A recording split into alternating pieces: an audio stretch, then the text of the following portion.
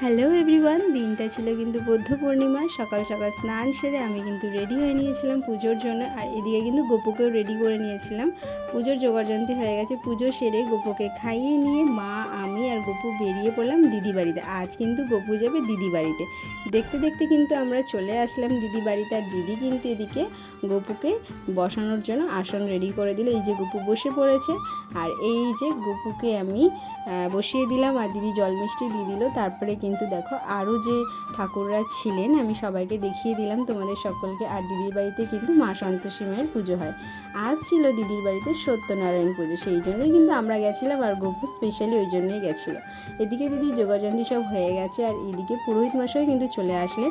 আর হ্যাঁ, আর একটা জিনিস আমি নতুন জানতে পেরেছি, সত্যনারায়ণ ঠাকুরকে ওনাকে হচ্ছে মুগ ডালের নৈবেদ্য দিতে হয়, সেটাই কিন্তু দিদি পরে রেডি করে নিল। আর এইদিকে দেখো কি সুন্দর না পদ্মফুলটা। পদ্মফুলের একটা স্টোরি তোমাদের পরে বলবো।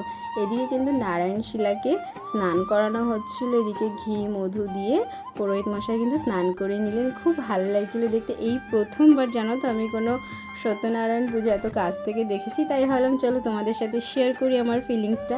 আর এই যে দাদা দিদি এখানে হচ্ছে প্রদীপ সাজিয়ে নিল। আর হ্যাঁ, আমার পালা ছিল কিন্তু কাসর বাজানোর। আমি এদিকে কিন্তু কাসর বাজাচ্ছিলাম। আর এই দেখো এখন হচ্ছে আরতি হচ্ছে, পুজো প্রায় শেষের দিকেই। আর ওদিকে দাদা কিন্তু ধুনো রেডি করছিল।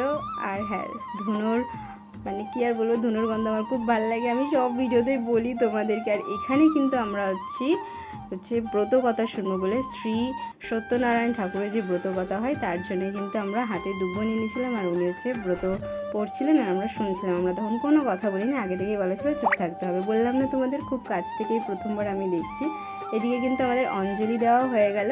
পুজো প্রায় সম্পূর্ণ হয়ে গেছেন। পুরোহিত মশাই এখানে ঘট নড়িয়ে দিলেন। এবার কিন্তু উনি হচ্ছে শ্রী সত্যনারায়ণ শিলাটাকে নারায়ণ শিলাটাকে নিয়ে চলে যাবেন।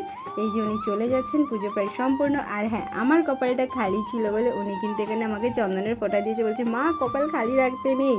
তো হয়ে গেল পুজো। এদিকে কিন্তু মামুনি আর দিদি কিন্তু প্রসাদ সবাইকে দেবে বলে গাইজ আমি একটু আটকে দিয়েছি। এত বড় ভিডিওতে আমি ভয়েস ওভার ঠিক করে দিতেই পারছি না, তোমরা একটু অ্যাডজাস্ট করে নিও।